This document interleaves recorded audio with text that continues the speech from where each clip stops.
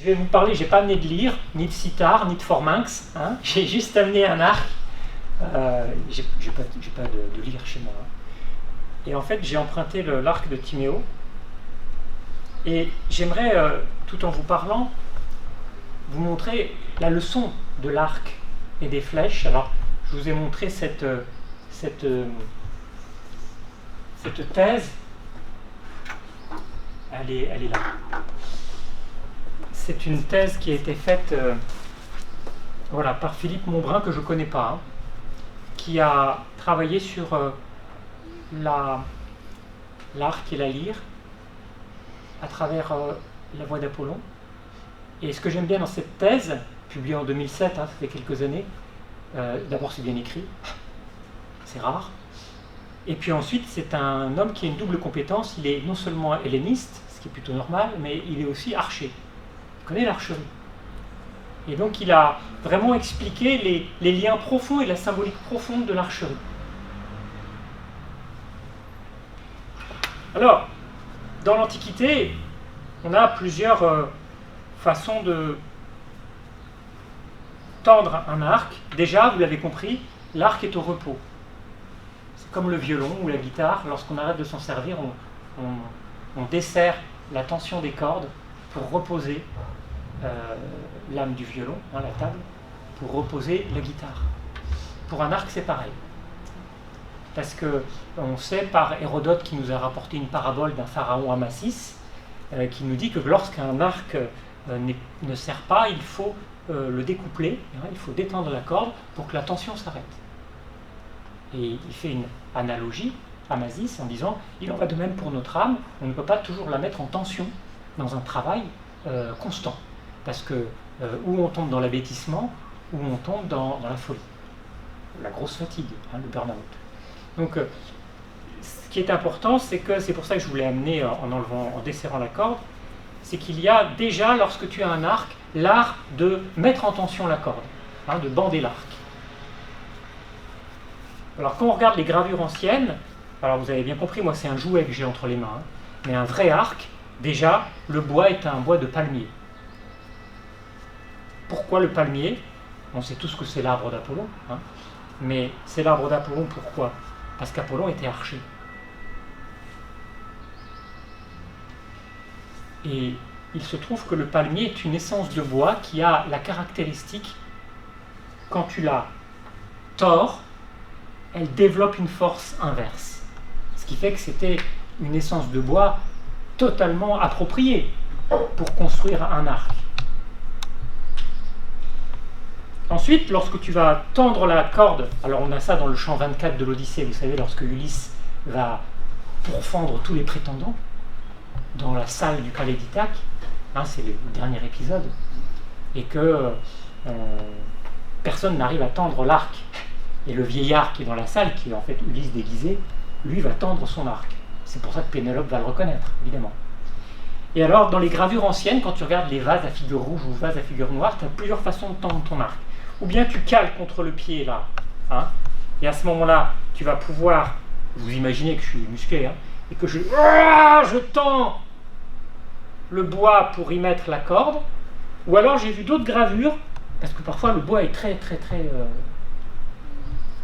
solide.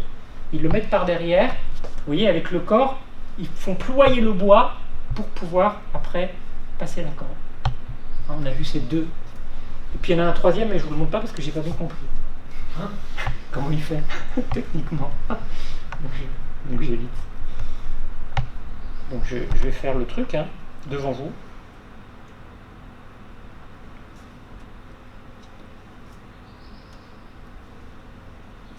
Donc ça prend un certain temps, mais ça fait partie intégrante du travail de l'archer, parce que la mise en tension de sa corde est la condition de la réussite de sa performance.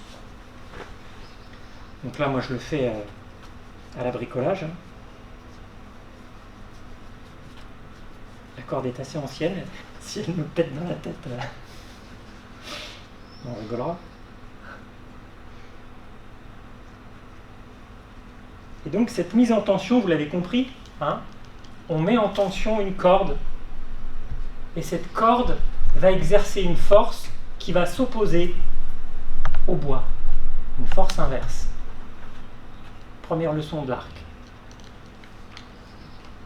Quand l'arc n'est pas en tension, il est inerte, il est sans énergie, on est bien d'accord.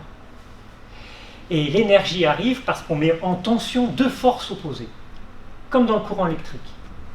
Hein?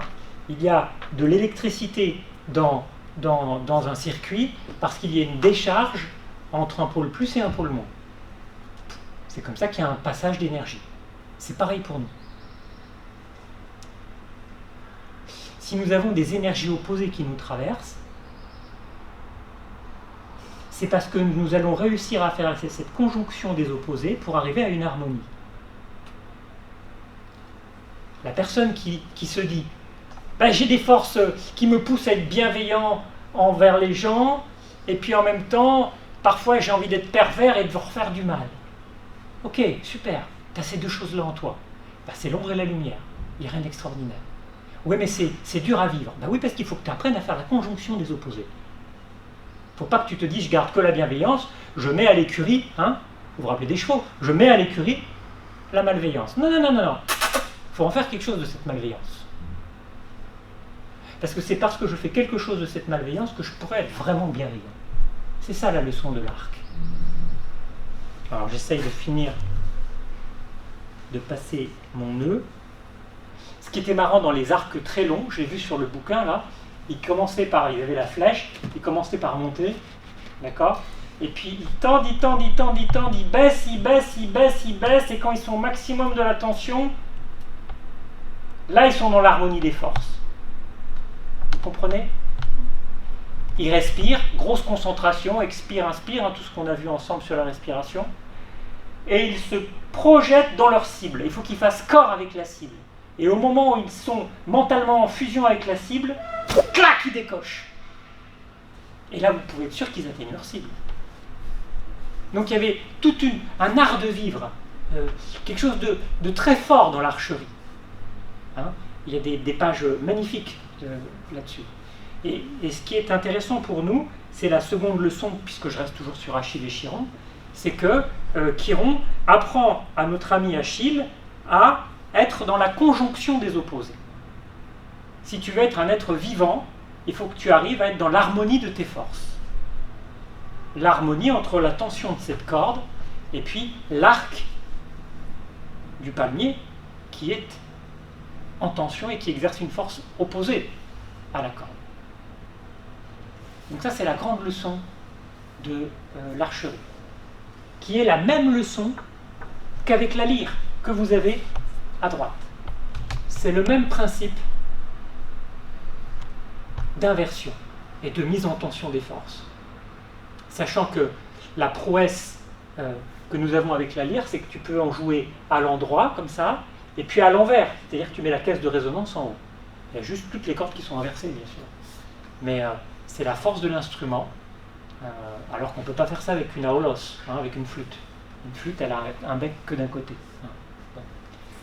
Donc ça, c'était prétexte à un débat et à un championnat de musique, hein, entre Apollon et Marsyas, mais je ne vais pas vous le refaire.